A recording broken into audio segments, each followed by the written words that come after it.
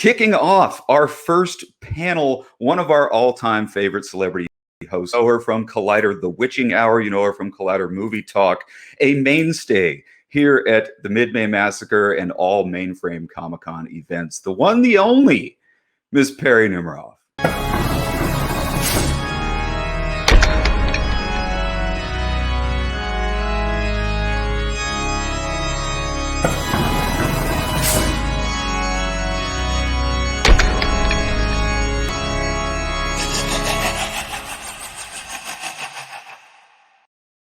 I am so distracted by that introduction. I'm going to need a copy of that video to play it before every single thing I do from here on out.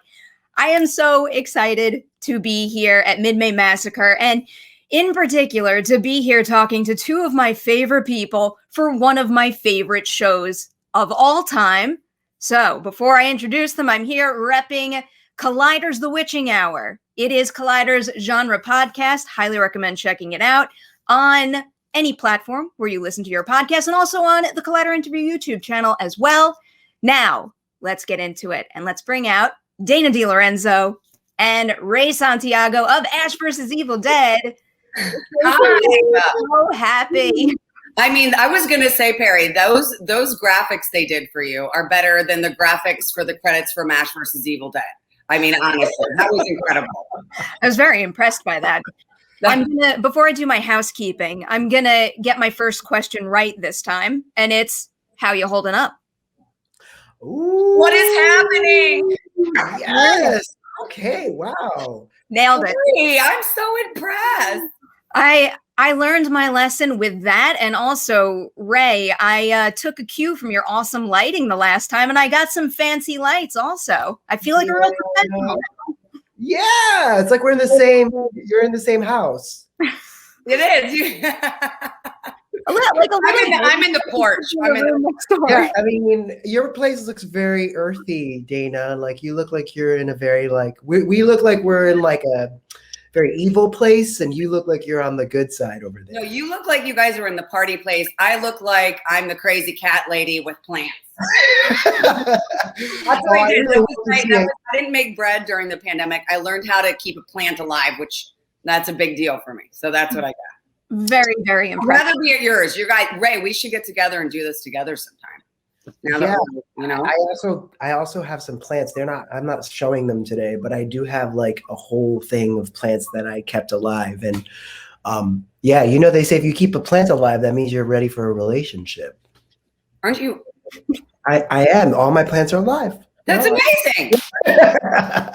Please tell me one of them is a Pablo Chia pet that like the hair grows and you. Yeah, we should get on that. I would love that. I would buy that. I don't know if I'm at that phase of my life where I can actually keep the plant alive, but if it is that kind of chia pet, I will try my hardest.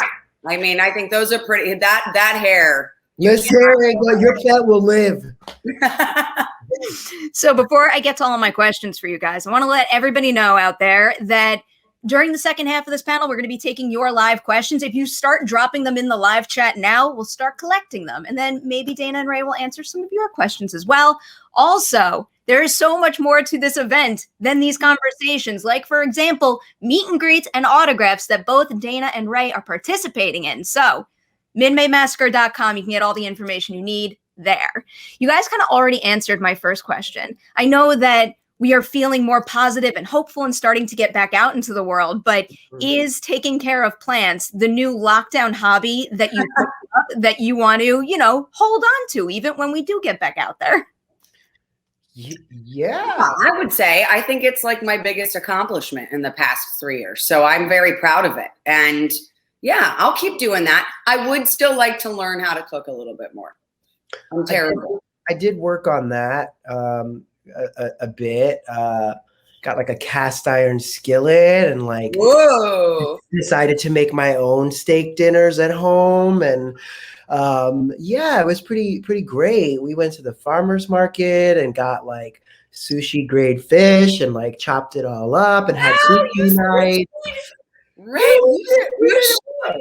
I'm impressed, baby. So much so that like now when I go out, I'm like, I don't know if I want to pay this much for this. And like, Yeah. and also, I mean, I was pretty good at it before, but I'm making some pretty great margaritas and and penicillins, which is like a ginger, it's like a ginger cocktail with ginger, lemon, honey, and I use mezcal. Some people use whiskey. But anyway, I kept myself. You loved those penicillins when we were filming in New Zealand. Yeah. That was the first time I'd ever heard of it. And I worked at bars my entire life. And I remember we were at that cute little underground place. And you're like, I'll have penicillin. I go, are you sick? What's wrong? It was good. It knocked us on our ass, I think, a little bit. Yeah. Definitely harder to walk up the steps of that place. This is all just making me want to try one even more. So Dana, I feel bad following that up with this, but what is your specialty? What is step one of learning to cook more? Wait, step one of learning to cook more would be to make sure I have the proper equipment that goes beyond the same thing I think my mom bought me at the dollar store when I was in college. Like I'm still like I need the cast iron skillet, like Ray. But also, you know what? I think it's just I come from I'm 100% Italian Sicilian, and everyone in my family, every woman was like the world's greatest cook, and all of those genes skipped me and went to my brother. Like my brother makes the family sauce. My brother makes the chicken francais and the chicken parm and all that. And he just loves it. And I just never had that. I was always, to me, it's stressful. To me, it's very stressful. So I don't know. I have gotten better at baking stuff I can do. It's the cooking. It's the zhuzhing. It's the, how much, oregano do you add in that? Oh, a little bit. Well, what does that mean? You know what I mean? I don't have a feel for it the way so many people do, but I'm going to try. You're talking to the queen of the microwave. I totally get it. No judgment. And I can't even do the bare bones basics. No. Okay, good. You know what, Perri, maybe you and I, now that I'm sure, because I'm fully vaxxed, I'm sure you are. Now that things are opening up, let's get together and take a cooking class. That's what I want to do. I am totally up for that challenge. And Ray, you can come in and you can try it out, and you can do the sushi and your cast iron and steaks and penicillin. Listen, I would love to go. I'm going to be honest with you. Like, it was really, I had a lot of help from the boyfriend, and I would just kind of like micromanage like the seasoning of things, but like I don't really still understand how to use my cast iron skillet. I seem to that's a lie. I learned you have to use a specific kind of oil. You can't just use like regular oil because it'll like the high temp oil. Yeah. So I learned to use avocado oil. But yes, I'm down to go to a cooking class. Let's do it. Let's do it. Got to make it happen. So of all the times I've spoken to the two of you, I'm surprised I've never gone back to first features and first shows, because I've been doing a lot of career overview conversations, and I just love hearing about what sticks with you from your very first on-screen experience to what you're still doing now. So I'll throw it to you first, Ray, because you happen to have worked with one of my favorite directors out there very early on. Is there anything about working with Karin Kusama on Girl Fight that you find yourself still thinking about now, even though you have so much experience under your belt? I mean, I would say the way that she sort of like courted me was really a beautiful intro into my life in the industry. I was like a child. I was like 12, and I just have vivid memories of her riding the subway with me from like downtown Manhattan all the way to the fucking South Bronx, where I was like, ooh, I hope she's going to be okay. She's trying to protect me, but who's going to protect you on the way home? But no, she kind of like saw in the room that I was the character without me even realizing. And so it just taught me that when it's your role, it's your role. And when someone sees that, it's yours to keep. That's the same thing that happened with Ash. It's the times that you don't think you're going to get it and you just go in there. And I remember seeing the look on Karin's face and on Lauren's face, the casting director, for Ash when I walked in, and it's that same thing. So I don't know if that kind of connects to what you were saying, but it's that when it's yours and somebody sees that spark, it's yours. I love that, especially hearing that about a filmmaker I admire so much. Mm-hmm. Dana, with you, I don't even know what title to go with, because you had so many, appearances in really big movies and also some really big TV shows out there. So I think you have me confused with somebody else, Perri. Harold and Kumar was a very fun movie. That movie, the Harold and Kumar Christmas movie. Yeah, I know that is. I just think that's still to this day the only one. I think that's the only one. That's what I got my SAG card on.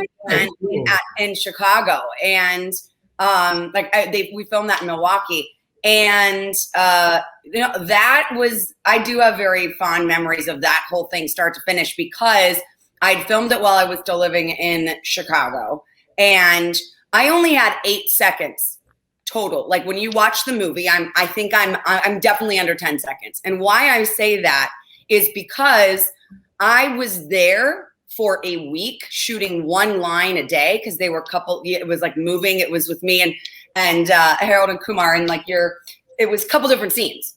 And all I did, by the way, I do feel like this was a precursor to what was to come with Ash vs. Evil Dead. My first on-screen feature film, SAG card, all that stuff. And all I did was say fuck every line. Oh my God. Which is what Kelly Maxwell does. Yeah. And I forgot that until actually a fan recently tweeted me something like, "Oh, I saw you in Harold and Kumar. Never knew you were in it. Looks like you still had Kelly Maxwell's mouth." I was like, "Yeah, no, I guess that's the thing." But I had such a great time doing that, and it was just because it's like, I'm just gonna say to people, I got so excited to see my very first feature film, Craft Services, as in, it is a supermarket of every snack, every food you've ever wanted, and it's free. And as a broke actor, I definitely went grocery shopping at Craft Services many a times. And I was like, fruit roll-ups. Suddenly you want everything you've had since you were a kid. Or at least I did. So that'll always be very special to me. And also weirdly, I wore purple. Also Kelly's color. I don't know. I feel like it was meant to be. It was pretty. I love how it all, kind of comes full circle. Yeah. All right. Jumping into Ash vs. Evil Dead specifically.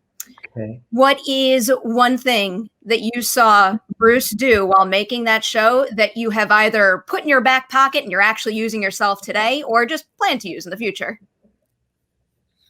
Ooh, I don't think I've ever been asked that question. Success. You've done many of these conversations. He said he taught me to save it for your coverage, right? Like, so when I first showed up, I was like screaming every take because, I wanted to make the fans happy. And I realized that you don't have to do all that unless it's on you.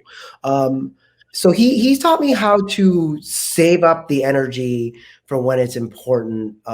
There's a time in the show when his dad dies and he's screaming on his knees, and he didn't scream. He was just it was just nothing coming out of his mouth because he knew we're going to ADR this. I'll do it in ADR. So it was things like that a pro knows that you kind of learn okay, cool. Just a little bit more energy for, the things that you want to do right.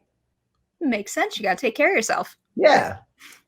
Dana, what you got for us? I could list a bunch of very nuanced things that I learned from watching him, but the one that stands out of what he taught me, oh God, I'm sweating thinking about it. It was both Ray and I's very, very, very first scene of shooting the film. Shooting the TV show, the pilot. Sam Raimi's directing, and it's that scene in the value stop. And fun fact, we actually shot that in the middle of the night, at 4 or 5 a.m., even though it looks like daytime. So I was already kind of out of it a little bit. And so that very first scene is him coming up to the register, meeting Kelly for the first time. And it was his coverage first, meaning the camera is on him. And, you know, I'm in the shot, whatever, like what Ray was just talking about. And Sam came up and said, I said, okay, am I supposed to be doing anything here? Is there going to be a person coming through? Like, do you want me to improvise? And he said, well, you know, why don't you do something with a register, receipt, paper, blah, blah, blah. And I said, okay, you know, but I knew enough not to be too busy. You don't want when the star or anybody else is acting, you don't want to be doing too much stuff, especially if it's not your coverage. But what I did not know, because I was just so excited to be this cashier with Bruce Campbell for the first time. I did not know that making noise during someone else's take, like I was changing the receipt paper and I did that. And he was doing his lines and I just did at the top of the scene. Okay. And after that, he goes, hey, darling. And then like from the whole set, I was like, yeah. And he's like, you know, that noise you're making when I'm saying my lines? And I said, yeah, don't do that. And I said, oh, okay. And I learned my lesson. And then and it was and Sam had a good laugh. He goes, Sam came up to me immediately after that. I'm like, Red, think about it. And Sam goes, so how do you like working with Bruce Campbell? And it was, which is like, cause you know, Sam always likes to kind of prod at Bruce. But that taught me a very valuable lesson. That came in very handy when Ray and I were doing a scene where all we had to do was move things and touch things. Like remember Ray? Remember when we had to move the entire trailer in episode 6? Oh, right. Yeah, and it was like putting it down on someone's line. Like we were holding all of those things. Well, I don't want you to, or the world to think that like, you know, Daddy Bruce was only tough on you. He also was tough. He wasn't tough. Wait, I think I don't want that. I hope that didn't come off as no. I'm gonna. It was the very first shot, and I already fucked up. Was the point? It wasn't. No, Uncle Bruce is amazing. Okay, it's when your parents teach you like manners or whatever. Like it was the same thing for me. Like it wasn't like he wasn't giving us like a talking to or a beating. It was just kind of like, this is how you do this. He did it with me too. He said to me, you know, marks have a purpose. Yeah. And, you know, I think what we're both saying is that I feel like I learned is like technical things, you know, because we came in hot, like with the artistry trying to, you know, be the actor. And then we realized that, you know, there's technical things like hitting your mark. If you don't hit your mark, then the cameraman's not seeing it right. And then you got to do it again. So you're wasting energy and time. So he was teaching us, and you know what? Rest assured, we never forgot that lesson from that. No, we sure didn't. Hit your marks and find your light. Yeah. But I think Ray and I both said this before. What we and I know we want to move on to the next question, but also, you know, he's the star of the show. He's number one on the call sheet, and he never kept anybody waiting. He was always prepared. He got in, he did it.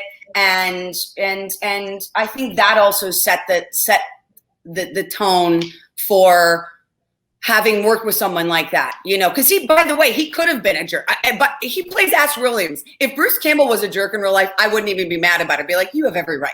But he's like, honestly, the greatest guy, and he's respectful. And I think that really taught me of like, look, be there, be on time.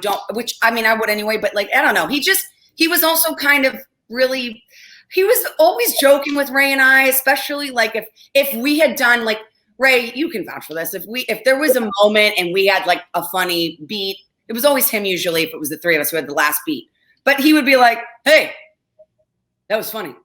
You know? Oh, like, yeah. You know, and suddenly you're like, he gave us props. Yeah, and he did it always in a very Ash way. You know how Ash was always kind of like rough on the outside, kind of like being like a tough guy, but then deep down inside, he really just wanted to make sure that, you know, that we were okay and that we were taken care of. So, yeah. That was fun. I love hearing about stuff like that. And it's valuable to have a number one on the call sheet who is willing to inform you on how things work. Because another one of my favorite things to ask about is like, Like, especially when you're first starting out, what is a seemingly silly thing that you could have been afraid to ask about? Sure. And if someone's not there to tell you, then you guys are kind of like swimming in the deep end without. Right. Yeah, you want to go there and be like, how do I? Yeah, exactly. And I appreciate that. Because truth be told, I had a couple number ones in the past that were lots more scarier than Bruce Campbell. An actor took me into a stairwell and lit up a cigarette and told me how to do my lines and basically made me cry. And then no one from set came to check on me. They just left me in the stairwell with the actor yelling at me. It definitely shook me. It shook me. Yeah. That is so disappointing to hear. Mm-hmm. To shake that off and to make the two of you blush in the process, because I already know you two have a great relationship on and off set. When you're on set doing scenes together, what is something that the other one did that served the moment well as a good scene partner, where it made your work even better than it would have been had it been opposite anyone else? That's a good question too. These are very deep questions, Perri. I'm giving you the thinkers. My brain is dusty from this. It's been a minute. I've got some fun, silly ones we'll get to too. What is something that the other person did?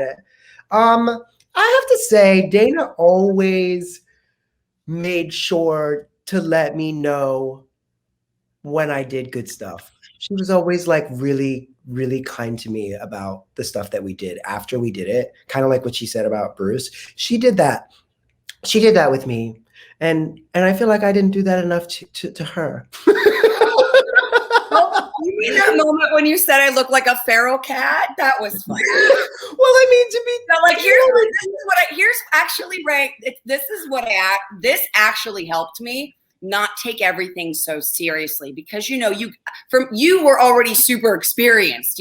This was my first lead on a TV show, so I like you were saying, like, go in there and I'm like, duh, so taking it so seriously. And I think that the what's the word? The risk that brings then is that you're not having fun innately. You're not doing what you love to do. You're just so concerned about, am I doing it right? For me, I was like, am I doing it right? Oh God, am I terrible? Whatever. I was worried I was going to get fired every day. And Ray, I will tell you, I know this doesn't sound like an acting thing, but I think when we were in the scenes, we were both just in the scenes. But what stands out to me is I know Ray could always make me laugh, or he could always make everybody laugh with a talk about one-liners. Bruce Campbell's the king of one-liners, but Ray is so, I've told you this a million times, so funny at specific references. Like for example, like when I turned into the demon for the first time, and I had these teeth, but it was like I wasn't fully demon. I don't know, but we were in the trailer, and the director wanted me to like run something and like hide, and I didn't know what the hell I was doing, so I was like, whatever I did. He goes, "Girl, you look like a feral cat." It was just broke the moment in the best way, that like Bruce laughed, everybody, like Hemke laughed, and Ray, he was really funny about that, or like just even right. He would always make me laugh with what we opened with today, Perri. He'd come up to me and go, "How you holding up? What is happening?" Because that was always our back and forth as Kelly and Pablo. So I think I learned from Ray to just lighten up and have fun, and I appreciate that, Ray, that you always were good for a poke and a laugh. I will say that two things. One, I do think that one of the things I did for you, Dana. Yes, tell me. Oh, baby girl, I would tell you what was going to happen in the next episode. Oh, God. Because I had Right. It was never good for me. He was like, "Girl, you die. You die." I would tell her, I would give her like little hints. Like I'd be like, I'm going to tell her today. Yeah. And that, by the way, Ray, but that's why it's not nice. Because Ray's another skill of Ray. Being in the Bronx. Ray, this was on lockdown. Like season 1, we barely had our phones. And we wouldn't know what was happening. Ray and I are kind of creating these characters. Like Sam left after the first episode, and now we're just reading the table read and this is who our character is, right? And I don't think that's necessarily abnormal, but it was scary. And Ray, so the people who have to get the scripts ahead of time are who prep, the wardrobe, makeup, that kind of stuff, right? Somehow, because somehow Ray knew every time in it, like weeks in advance or 2 weeks in advance, what was going to come, who was coming up. And I'm like, how is he getting this intel? Nobody knew how Ray got it. I could tell you. But Ray would come up and just be like what you did. You'd give me a hint. You'd be like, wait till you see next episode. I'm like, what? I mean, I always kind of. You did. Yeah, well, but you got so shocked when you really wanted to become a Deadite. I was so mad I wasn't a Deadite. So mad when I had to tell you, I was like, you don't become a Deadite, but they are going to. He did. He told me that when we were on a boat that Bruce had rented for the whole, like, for everybody.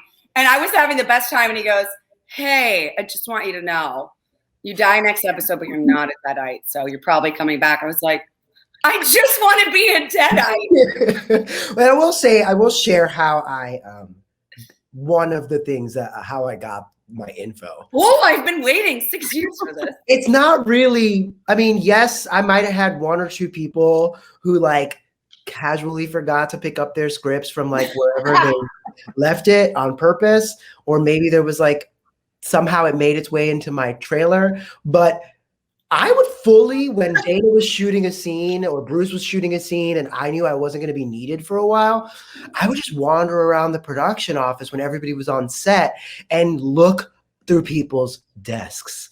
Yes, I am from the Bronx and I will figure it out and I will get what I want and I would know. I'd be like, okay, I would take them and then bring them back. I mean, how did you not get caught? Well, like I said, I'm from the Bronx, you know?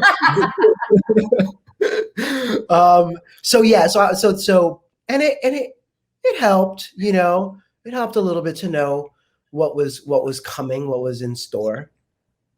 The other thing I was going to say is that obviously we all know, Dana, you have like a lot of energy and, you know, you fall and you drop things. Yeah, I'm every day there was a safety meeting just for me. Somehow that craziness, when the camera went on, it was just zeroed in, locked in, and focused. And I would always be really impressed with how good you were on camera because you're such a mess as a person. Like like you know what I mean? Clumsy. You know what I mean? But you would that was always like very helpful right before a scene. He'd be like, girl, you're a mess, but your hair looks great.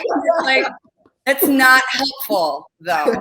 But you know what I mean, right? No, I do know what you mean. And I think the reason is because I really love playing someone else. I'm actually an introvert. I think if to answer you, Ray, I think it's because I'm so uncomfortable being me that I'm like, hey, look over here. Hey, hello, my baby. You know, that like when you get to play someone like Kelly Maxwell, who's this badass, who's, you know, fun. I don't know. I think I just loved playing them, I guess. I agree. And this goes back to your original question, Perri, about, you know, what was your first experience on camera that, you know, changed your life or impacted you? And for me, it too was that kind of thing. Like I was really uncomfortable with, you know, being me, and through doing what we do, I was able to, you know, kind of like discover different parts of myself and use the mask of being someone else to grow confidence and, you know, to tap into trauma and use it for the art form. So all those things, I didn't know that as a 12-year-old, you know, trying to get out of the Bronx and wanting to just be, you know, super fabulous in LA would come, and that, you know, I'd have all these opportunities to learn about myself through being other people. Ooh, we got a question here from Craig Garden. Do you have any favorite improvised lines from the show? Oh man. Yeah. I mean, I still like I still think of our Up Schitt's Creek moment. It was like, that's just the one that always stands out because they actually kept it in the show, which was fun. Because when season 1, we're at the cabin and Bruce had the final line, and it was something like, "We'll be stuck without a paddle." And I said, "Wait, what was it, Ray? You improvised and I improvised." I don't remember, but we did do like a. Yeah, it was like something, "We're gonna be stuck." Up Schitt's Creek, you go, "without a paddle" or something. You know what I mean? Right. You know what I mean? Yeah. I don't know what Bruce's line was, but I think we would just, that it was a lot. So but in that moment, we just did it because it was a 3-shot. And that we didn't really improvise all that much on there because, Okay, I can't remember an improvised line right now because it has been a couple of years. Yeah, you don't remember your lines on the show? But you know what I will say, Perri, and Dana can back me up on this. I improvised all my lines. Like, yeah, that's actually true. Ray had 2 lines in his scene. All of a sudden, we'd be running out of light because he was doing a monologue, and I was like, "All right, all right." He would go deep. He'd go. Yeah, I think that I did it in season 1, and then I got away with it. And like, I started to realize, well, nobody said anything, so I'm just going to keep doing it. And I would get away with it. And then Dana would do it. And she would kind of like ask for permission. I did always ask for permission.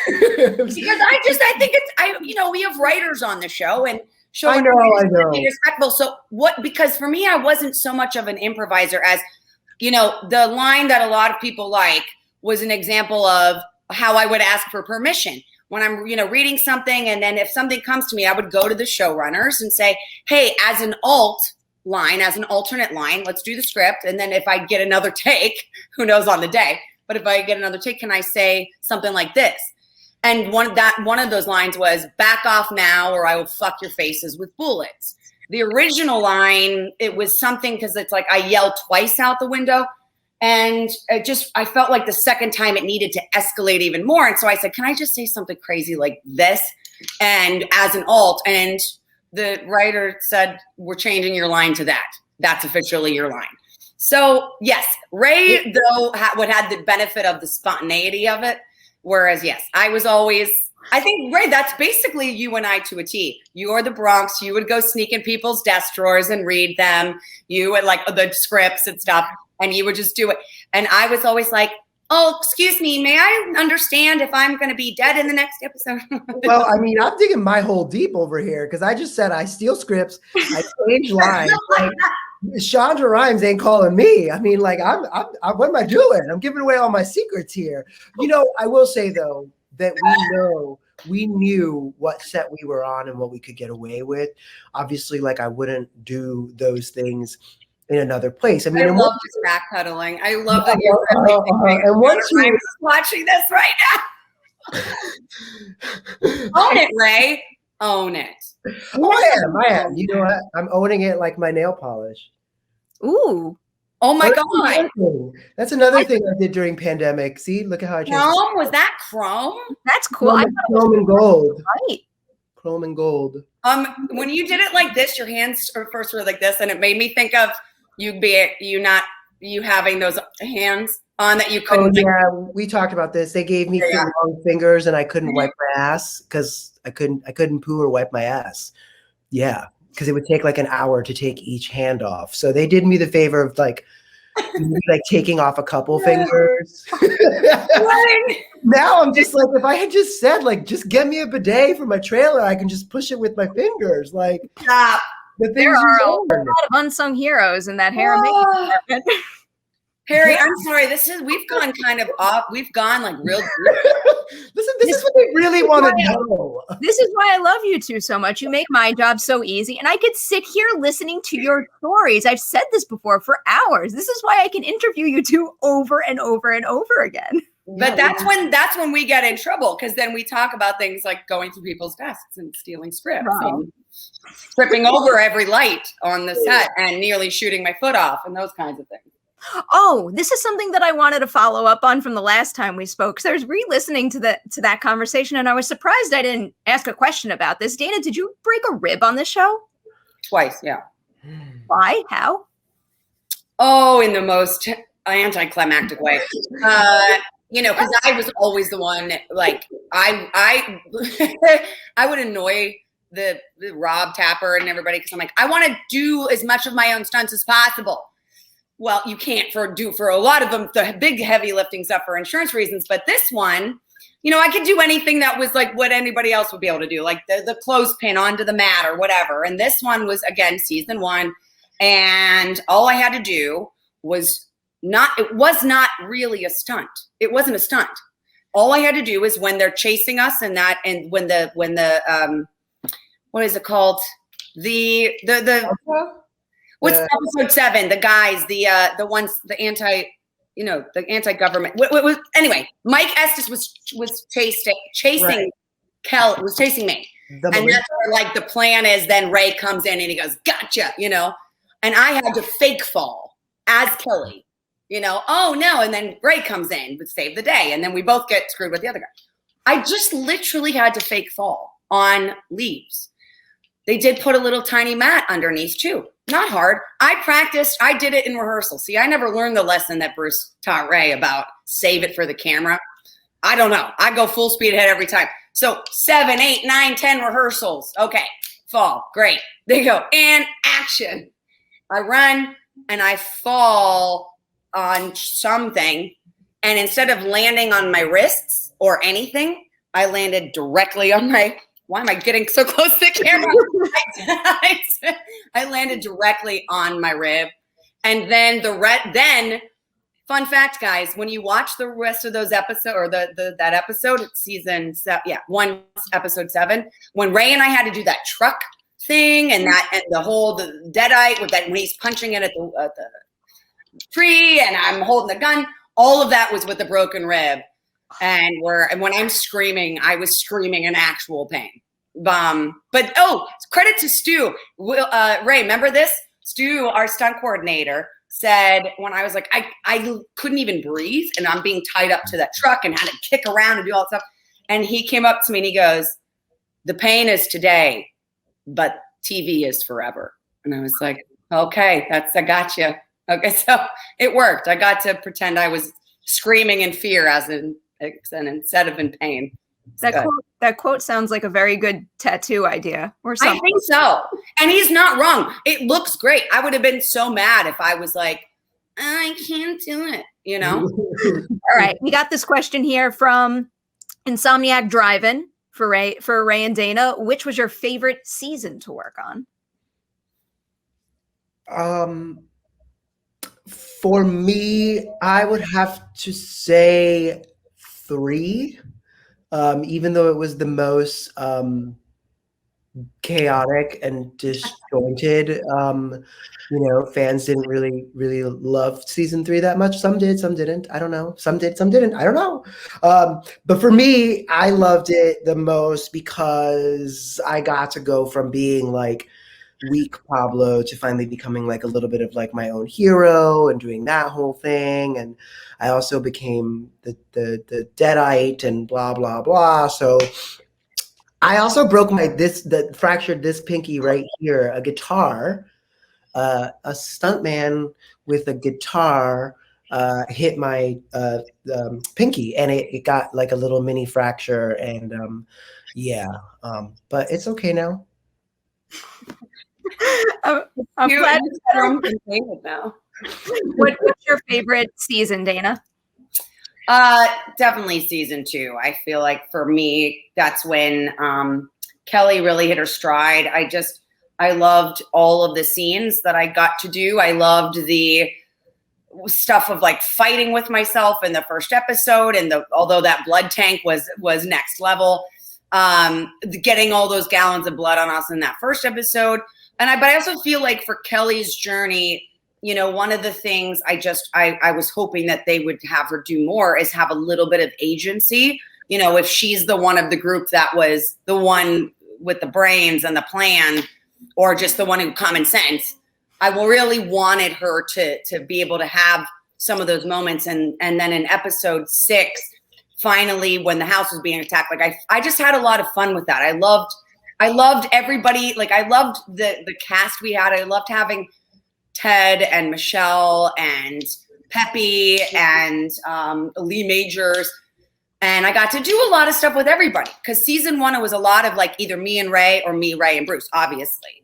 And then season 2, I got to do a little bit with Ray, a little bit with Bruce, a little bit with Lucy, that damn Ashy Slashy puppet, which was the highlight of my life, I think, doing that. So yeah, I'd say, but I honestly, I love them all. But that I'd say if I had to pick, if you had to twist my arm, I got to play with a puppet and learn how to puppeteer in a day. That win, you know, for me. I can't believe it, but it's almost time to wind down. And I have so many more questions that I didn't get to. But the 2 questions that I wanted to end on with you guys are a little random. It's how we end every single interview for Collider Witching Hour. I swear, this first question has a purpose. It's, do you have any pets? No. Your plans count. Yes, I mean, no, I don't have any pets. I'm allergic to cats and dogs. Wait, do you need us? Yes, and I have a pet. Oh, sorry. The plan. I have a pet. We are convinced that there is a connection between animal lovers and genre lovers, despite the fact that there are so many horror movies out there that like to not be so nice to pets out there. So we always try to highlight pets. I mean, I love animals. I just am not lucky enough to own one. But like, you have plants that are thriving and you take care of them. So it's yes. That box. Yes. If that plant ever becomes possessed like that tree, though, watch out. But I mean, then it would take an even bigger step into the pet category. So we should probably hope for that to happen. All right. The next question we always ask is, what's something horror related that you would like to recommend to everybody watching right now? It could be a new movie, an old movie you just caught up on, a podcast, you name it.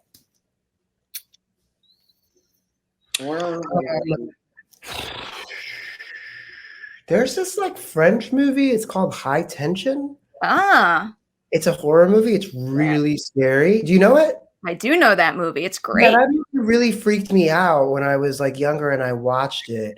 Then there's a new horror movie about a girl who is talking to God, and she's like a caretaker. It just came out. I just saw it. What's it called? Is it Saint Maud?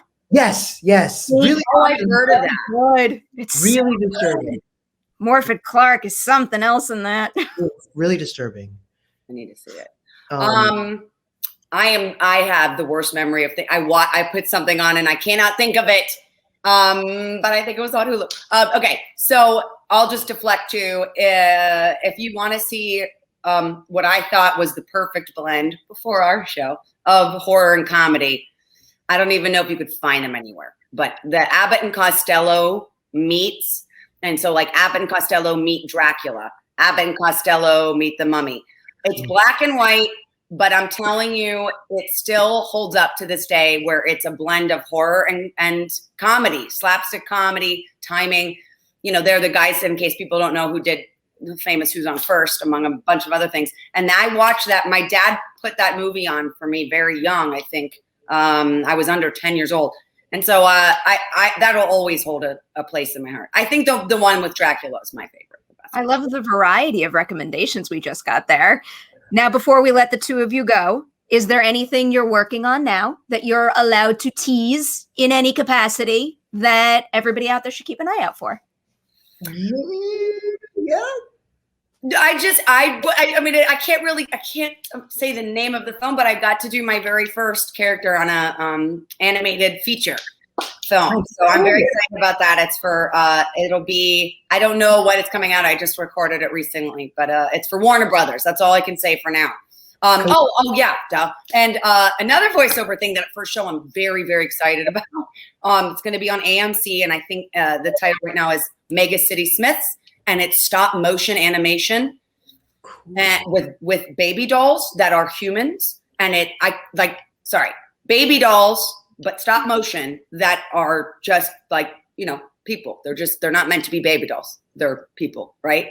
And it's like Jimmy Simpson, Kristen Bell, John C. Reilly. And I have a small fun part in that. And I just think it's such a cool thing, from the things I've seen. So I don't know when that's coming out either, but that'll be on AMC. It's a six series TV show on AMC. That's incredible. That sounds awesome. I don't know what it is with me and puppets and like dolls and things. Maybe I'm learning about myself, but it just makes me laugh. It's a comedy, I should say. It's like dark comedy. It makes me laugh to see just anything inanimate come to life. I don't know. Maybe it's my love for Sesame Street when I was a kid, but I don't know. So I would like to share with the horror fans out there that are on today. So I am working on another horror comedy. It is for Netflix. It is called Day Shift, and it's starring Jamie Foxx and Snoop Dogg and Dave Franco. I'm just gonna say, like, I think fans will be happy. I'm playing a different character. I auditioned for another role and then got the one that I'm in now, and I'm happy to be with that company and to be able to just play in the same kind of world. So I'm excited because I've missed this. I've missed the genre. I don't blame you.